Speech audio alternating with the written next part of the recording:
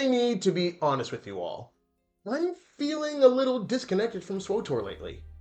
For the past 3 years, since the Legacy of the Sith expansion dropped, the story updates for Star Wars The Old Republic have just felt flat and boring. And that's just really depressing for me. The Old Republic era is such a rich and incredible area of storytelling potential, and it's really sad that it's just not being utilized. It's a beloved part of the Star Wars universe to me, and it just doesn't get the attention it deserves, especially from the people at Broadsword. So, I decided to take matters into my own hands. I couldn't just sit around and wait for the game to deliver the stories I wanted. So, I had to go and find them myself. Well, in my case, make them. Not in an MMO, but in the Star Wars tabletop RPG. But before we dive in, if you're a fan of Star Wars The Old Republic, gaming, and tabletop stuff, feel free to subscribe to my channel. I plan on doing more tabletop videos in the future. Like and subscribe, and share the video around for everyone else. Well, for those of you who don't know, the Star Wars RPG is the most current and official tabletop RPG for Star Wars.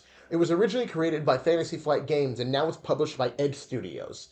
The game is set during the Galactic Civil War and has three main rulebooks: Edge of the Empire, Age of Rebellion, and Force and Destiny. And all three of these rulebooks are compatible with each other, just think of them for different kinds of characters you want to create. The great thing about the Star Wars RPG is that it's designed to be tweaked and molded.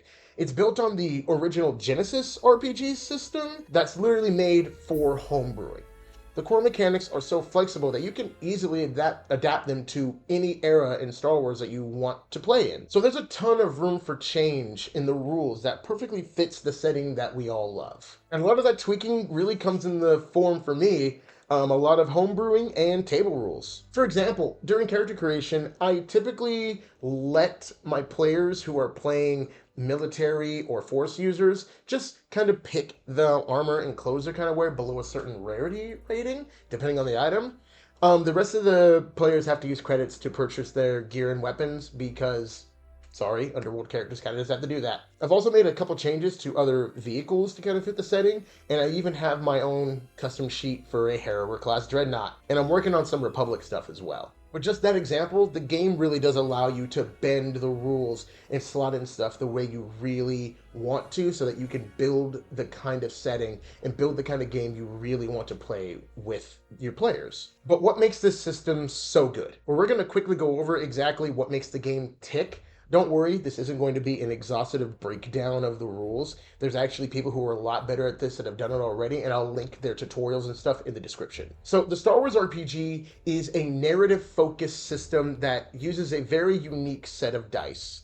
Instead of rolling for a numerical value, you roll dice with symbols determining a success or failure with modifiers called threat and advantage. Advantage means you are in a better position than you were before you rolled, and threat means you are in a worse position than you were in before you rolled. For example, you might succeed at a difficult task, but you could roll with threat, meaning you succeed, but maybe you broke the tool you were trying to use in the process. Or you might fail, but still roll with advantage, meaning you can fail, but you also find a new clue or discover a shortcut or figure out a way to pick the lock more efficiently in time. I like this system a lot because it's perfect for Star Wars, because it's not just about winning or losing. It's about the story you guys create together.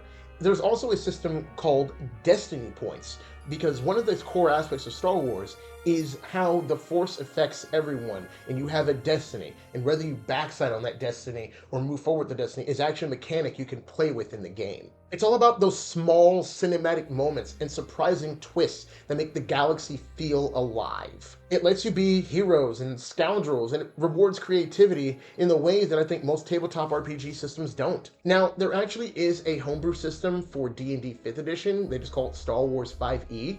I've played it and ran it a few times, and it was very fun.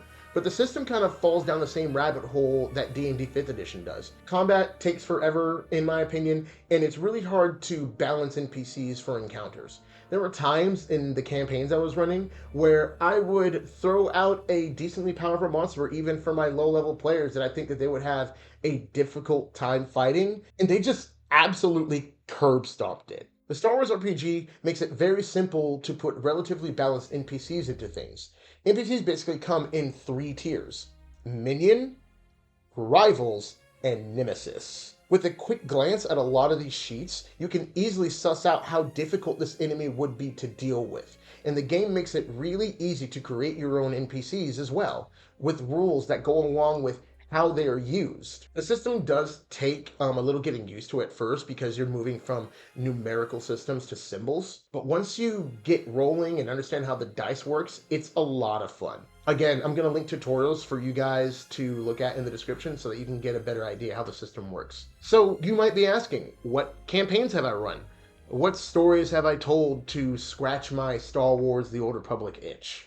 I've actually been so inspired by the system that I've created 3 different campaigns, all set in the Old Republic era. Each one tackles a different part of the universe that I feel the game has kind of like left behind or is just completely ignoring. I've tweaked and aimed for a wider, more connected feel, pulling from various parts of the lore, and I'm going to give you a brief summary of just one of them.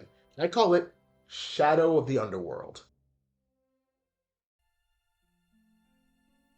I wrote this campaign because I'm still really mad that we never got a proper follow-up to Rise of the Hutt Cartel. We just left the Hutts with a massive power vacuum after the death of Taboro the Hutt, as if that wouldn't have galaxy-wide consequences. This campaign explores the chaos that the underworld has been flipped into. Since Taboro the Hutt's death, the Hutt Cartel have been scrambling to find a new supreme mogul. The criminal underworld is clawing away at the Hutt's territory, seizing operations, and various Khajiitics are locked in a ruthless power struggle. But one Hutt, Gilgub Fulik Tassal, or Gilgub the Hutt, has had a very quick and almost mysterious rise to power. Something is definitely amiss. There is one traditional Hutt named Yano Obudu Yasarik, or Yano the Hutt, who has taken upon himself to assemble a team of unlikely allies, your players, to investigate Gilgub's aggressive rise to power. In exchange, he will help you escape the trap that is the Smuggler's Moon of Nar Shaddaa. Your mission is to delve deep into his operations on Nar Shaddaa and figure out what's really going on. But be careful, Yano's help carries a hefty cost. This story gets to explore what happens when the galactic underworld is thrown into complete disarray. I currently have a group of players that are going through this campaign right now, so I don't want to reveal anything else, but it's been a wild ride. They're finally uncovering what's really happening behind the scenes and what has led to Gilgub the Hutt's rise to power. The twists and turns and have them all at the edge of their seats. And if you guys want to hear about the other 2 campaigns, go ahead and like the crap out of this video, and I get enough likes on it, I'll, do a video about my other 2 campaigns, because those ones are a lot of fun as well. But I will tease, one of them has to do with the rat ghouls, and the other one has to do with a small community of people on the planet Scarif. Unironically, this one campaign I put together has actually revitalized a few of my friends' love of Star Wars and the Old Republic era.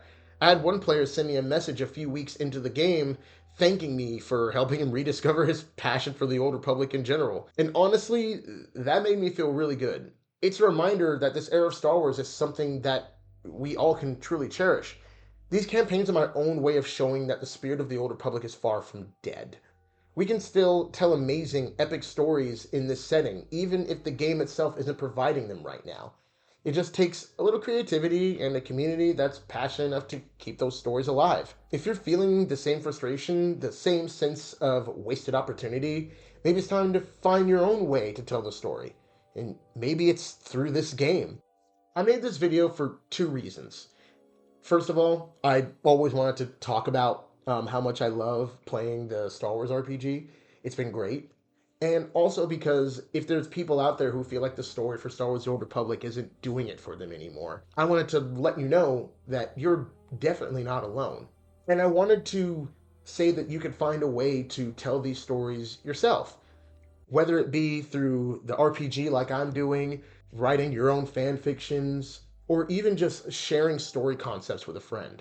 I just wanted to encourage people to continue to share your love for Star Wars The Old Republic. But thank you guys so much for watching. If you want to see more videos about my campaigns or about the Star Wars RPG in general, let me know in the comments below. And before you go, please remember to like this video if you enjoyed it, subscribe for more content like this and other gaming content, and share this with a fellow SWTOR or Star Wars fan. Remember, never trust a Hutt, always save the blue Twi'leks, Retor Shmi, and may the Force serve you well.